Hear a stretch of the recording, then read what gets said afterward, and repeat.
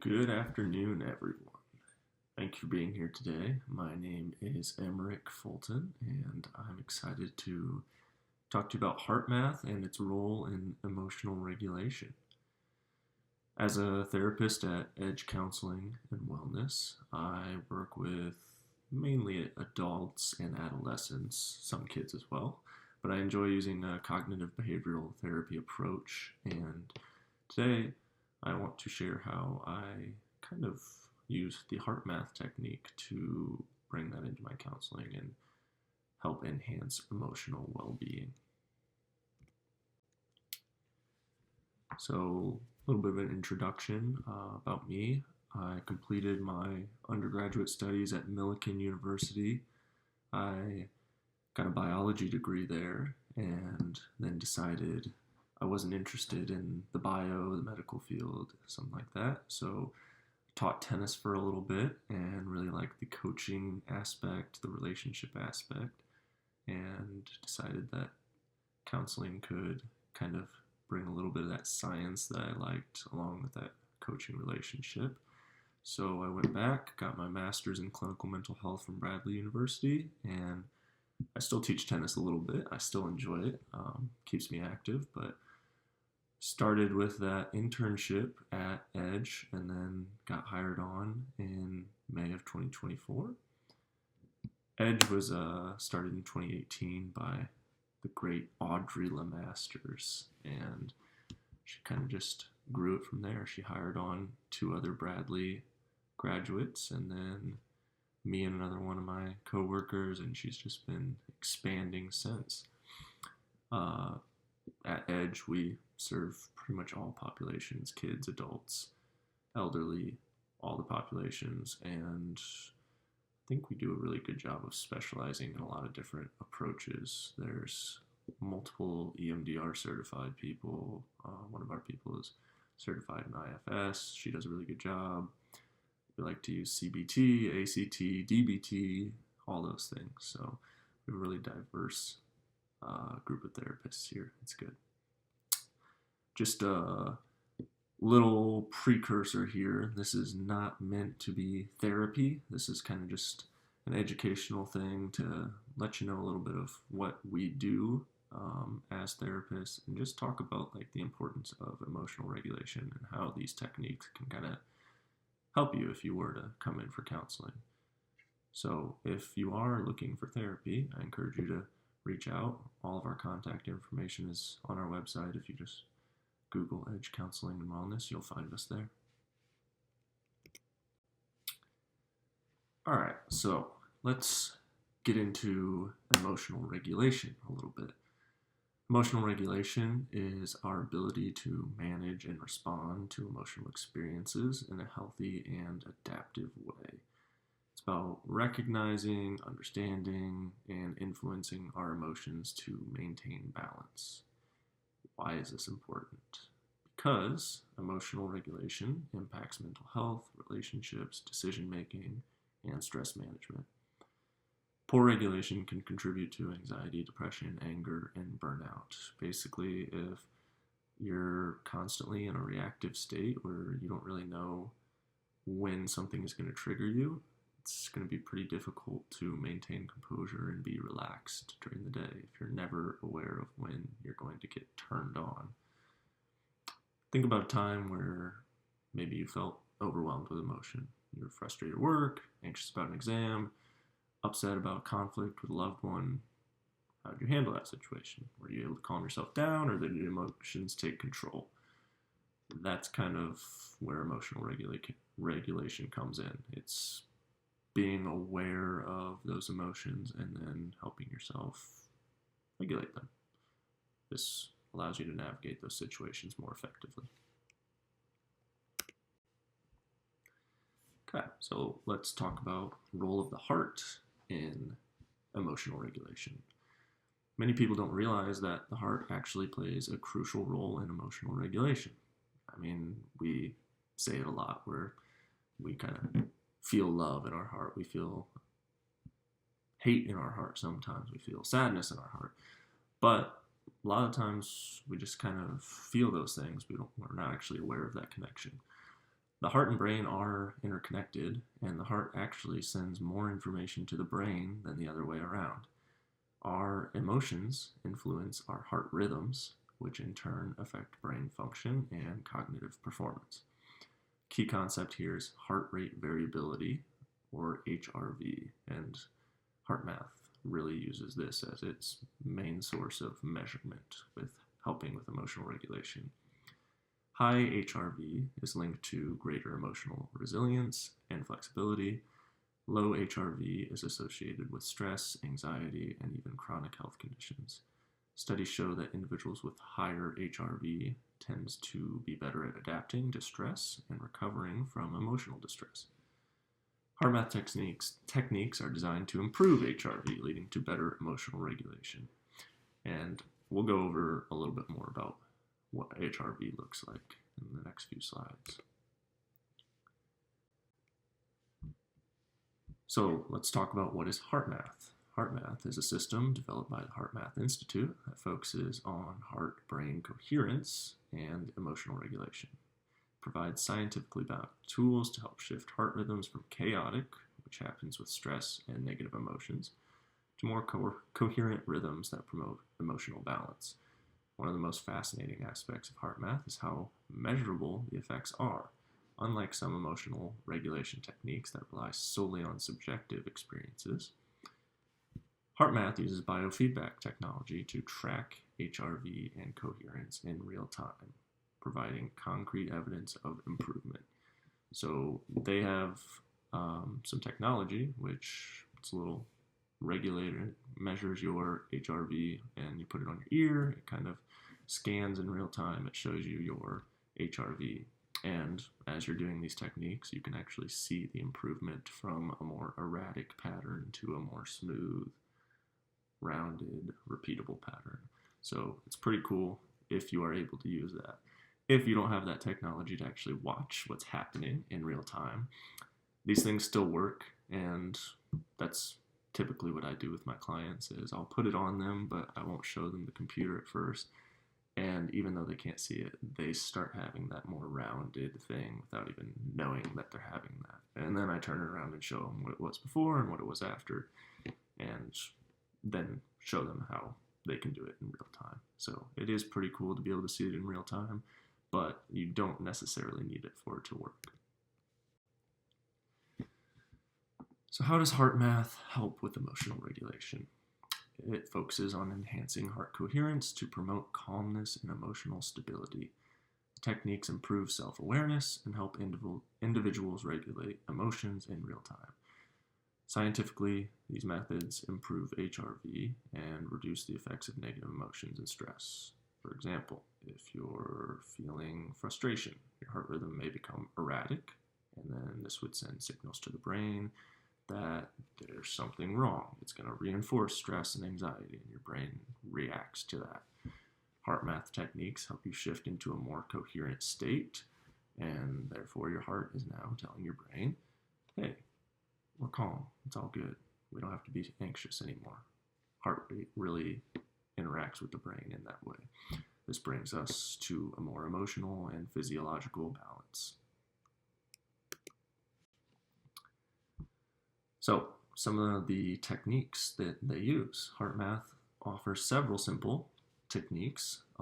Their techniques are heart-focused breathing, breathing deeply while focusing on the heart area to induce calmness, the quick coherence technique.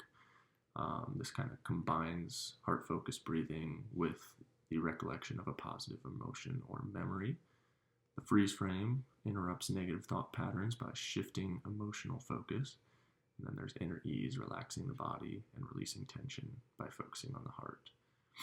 These techniques are pretty easy to incorporate into daily life. They're very similar to like meditation and stuff, but they're a lot more focused on that heart because their whole technique is based on the science of how the heart and brain interact and how the heart can help regulate those feelings of anxiety. So whether you're at work, in a stressful situation, dealing with personal struggles, if you have a few moments, you can bring these in pretty quickly. Obviously, with practice, it's going to be pretty difficult, just like anything, to operate under pressure, but if you practice outside of it, it's pretty easy to then say, okay, I'm feeling anxious, let me use one of these techniques and go from there. We will practice one of these techniques in a little. So this is where we're going to try out one of these techniques. We're going to go for the heart-focused breathing. That's the basic one. They tend to build off of each other, so we'll start with the first step. Basically how this works is you're going to take some deep breaths. They recommend around a 5-second breath in and then a 5-second breath out, but you can kind of feel whatever's comfortable for you. It should be pretty deep breaths though. So as we're taking these deep breaths, you're going to kind of focus on that heart area. You want to breathe in slowly and deeply, then exhale. As you breathe, you can bring to mind a positive emotion or memory. You want to imagine the breath flowing in and out of your heart as you're breathing. So let's go ahead and you can close your eyes, just soften your gaze, but let's go ahead and spend about a minute just taking a few deep breaths, focus on that breath flowing into and out of the heart, and then trying to bring in a positive emotion, really experiencing that emotion, taking a sincere effort to experience it.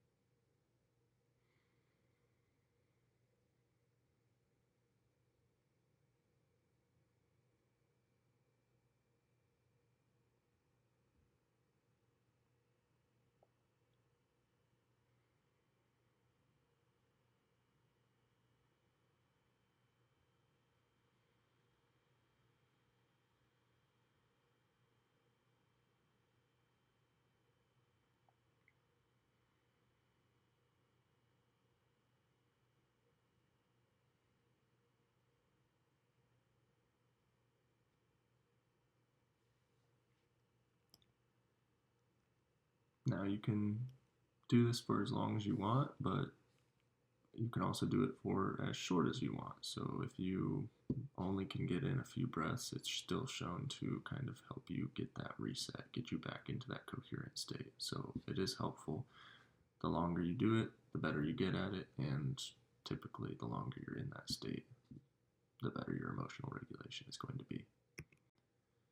So here's the graph I promised earlier.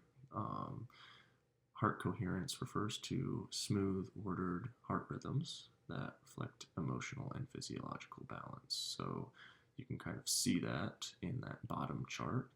It's got the nice rounded edges. They're not exactly equal, but they're just very deep, rounding pulses. So with those, typically, those are associated with emotions of appreciation, the positive emotions, happiness, appreciation, love.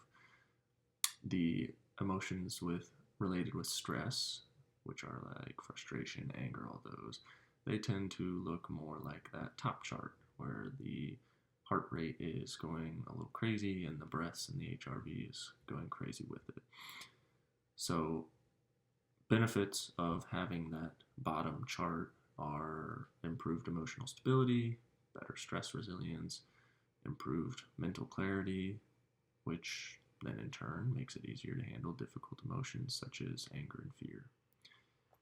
Coherence is kind of like tuning an instrument. So if a guitar or a piano are out of tune, it doesn't sound very good. It sounds a little chaotic. But once you tune them, then the notes flow very easily and they flow well. Hearts kind of work the same way. When we're in coherence, everything functions smoothly and it improves emotional and cognitive performance. So when we do these techniques, it's pretty quick usually that you get into that bottom chart while you're breathing. You're focusing on the heart, you're letting that breath flow in and out, you're doing the deep breathing. And it depends on the person, but the level of the top chart can vary drastically. Some people are naturally more in that more bottom chart area, just day to day. They're relaxed, they're easygoing, but then it depends on the day. Sometimes your day is more chaotic or your life is more chaotic and you tend to operate more in that top chart. We can just take time out of that day to try and get back down into that bottom chart. All right, so HeartMath and stress reduction. Stress disrupts emotional balance by triggering the fight or flight response. Chronic stress weakens emotional regulation and cognitive function. HeartMath techniques help by shifting individuals from stress-induced chaos to coherence, bringing greater emotional balance. Studies show that practicing HeartMath techniques can lower cortisol, the stress hormone, and increase DHEA, the vitality hormone, leading to long-term improvements in stress resilience and overall health.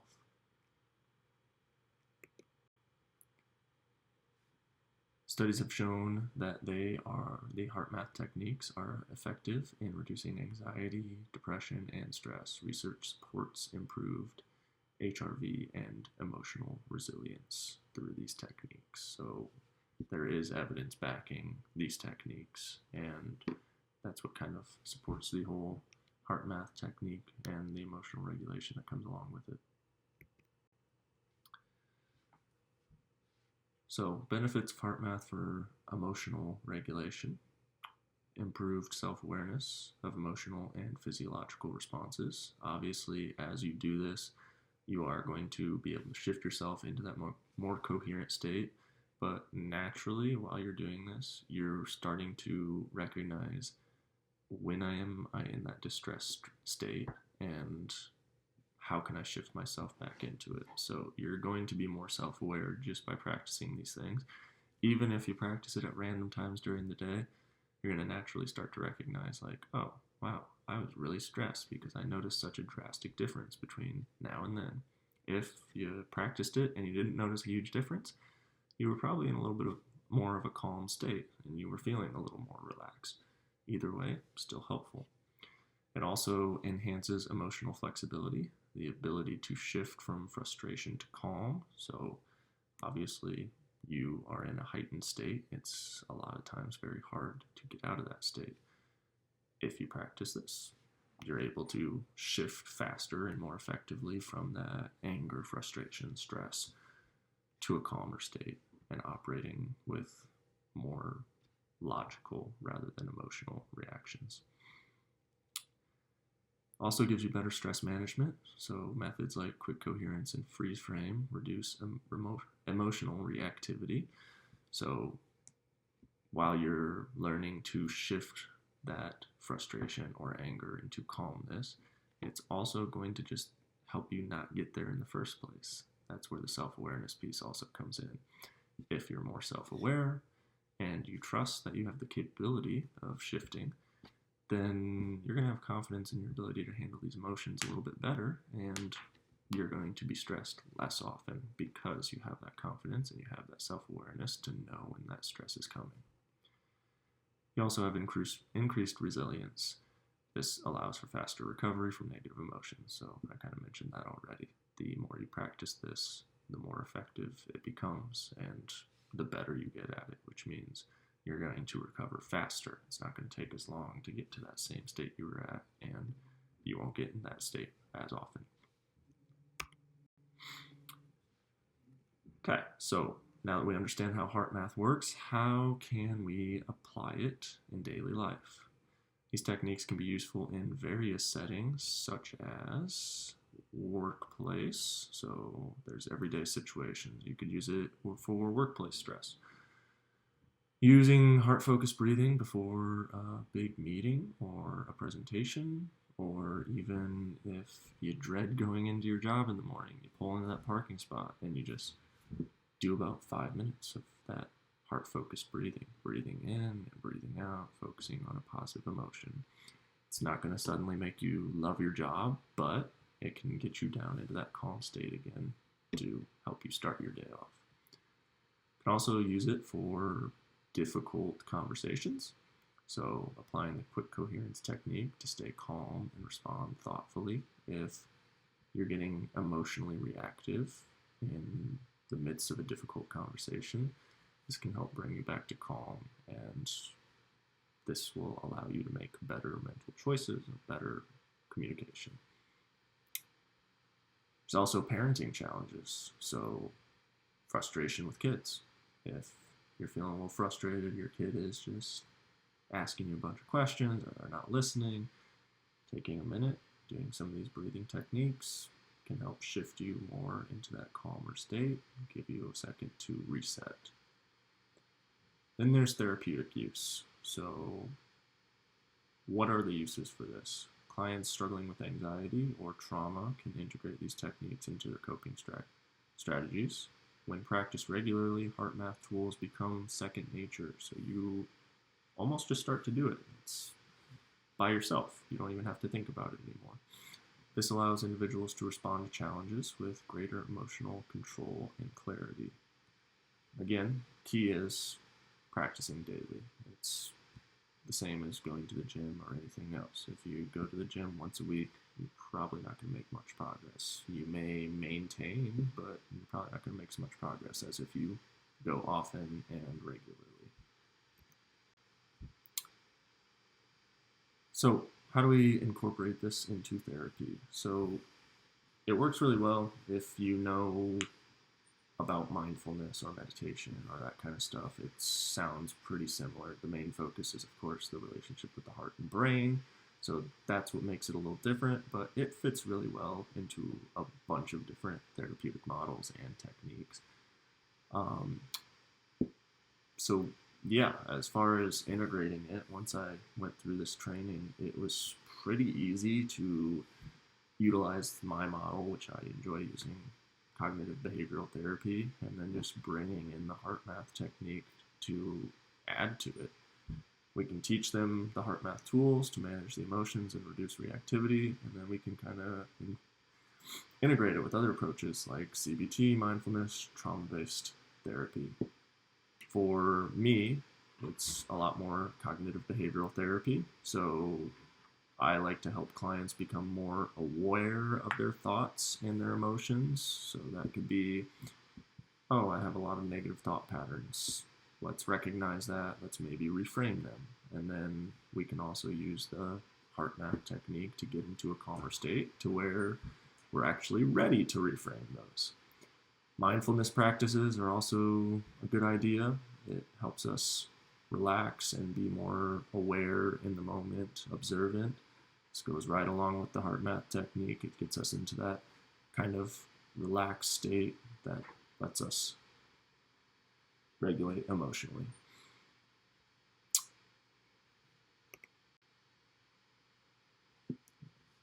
So, overcoming the challenges of emotional regulation. One of the biggest hurdles in emotional regulation is the consistency. Many people struggle with forgetting to practice techniques during the high stress moments. That's one of the main issues. Is I'll have a client, they'll come in, we'll go over this stuff, we'll practice it in the session, and it's all good. I can see it on my computer that, oh, you got into that coherent state, good job. And then they come back and they say, well, I practiced, but when I got in an argument, I couldn't remember to try it during that. So that's kind of the hard part, is can we actually make this applicable?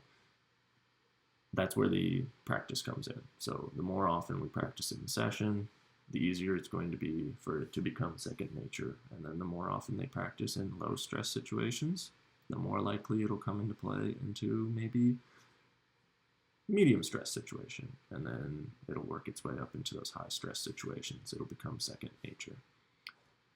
There's also doubt about the effectiveness. So if results aren't immediate, which luckily, again, you can see the immediate results. You can see your HRV literally change in front of you. But if you don't have that technology, then it can be a little doubtful. You can sometimes not really feel the change. If you're in a really chaotic state all the time and you do the technique and you feel a little better, and then the second you stop, you shift right back into that chaos, you can easily doubt the effectiveness of this. So again, that's where that practice comes in. It's giving it the long-term stuff. It's just like the gym again, where you go for a month and you go every day. You don't see the results you get. Things don't change in just a month. It typically takes about 2 months for a habit to form, and that's usually when you start seeing the results. Luckily, it is backed by scientific evidence, so the results kind of speak for themselves with that. There's also some personal resistance to emotional self-awareness. So sometimes clients kind of are comfortable where they're at, and that can make it difficult for them to want to do this. So the idea with pretty much all of these is start small. So set reminders for daily practice. Use it for smaller, more manageable applications, like, you get home from work and you have a bunch of chores to do. That would be a good time to just set a reminder, do some breathing. Maybe don't try it when you're having a huge fight with your husband or wife and you're just trying to practice it in a high stress moment. Probably not going to help as much then unless you've practiced it a lot. Reflect on your progress over time rather than expecting instant change. So journaling can really help with this, where it's, okay, I practiced it 7 times this week. How am I feeling? What is my overall stress level? Give it a number and then go week by week and see how that changes. You can also adapt these techniques to personal preferences. So it is a little bit up to you how these work into your life. Sometimes people dive head first and they just want to do it all the time and it works for them. Others, it only works in certain situations. It works to kind of calm down their anxiety before a test or before work or something like that. But it doesn't really help with as much with the anger. So if that's what works for you, do what works for you. If it does help you kind of get from angry to calm, that may be the application you use it for, and the anxiety application maybe doesn't work as well. So it is able to be tailored to each individual, and you can kind of pick and choose how you want that to go. So, summary. Key takeaways. HeartMath offers a science-backed approach to emotional regulation through the heart-brain relationship and getting into that coherent state. They have practical tools like heart-focused breathing and the quick coherence to manage stress. There's scientifically backed evidence that this technique does work. It gives you enhanced resilience, reduces your anxiety, and helps with mental clarity. And all of these have been shown through scientific evidence. The research definitely supports it. Here's some references in case you guys want to look a little bit more into the research behind the HeartMath presentation. Okay, so I'd like to just thank you all for watching. I hope that you found the information insightful and that maybe you'll look a little bit more into the HeartMath stuff and maybe even try it out. You can check out the YouTube channel to kind of see our other education posts. Our other therapists have done a few so far, and they're also really good. They give some good information on some other models and techniques. If you are interested in pursuing therapy, you have any questions, comments, concerns, you can definitely reach out. Again, that just can look up Edge Counseling and Wellness and you'll find all of our contact information there. So look forward to hearing from you, and thanks again for listening.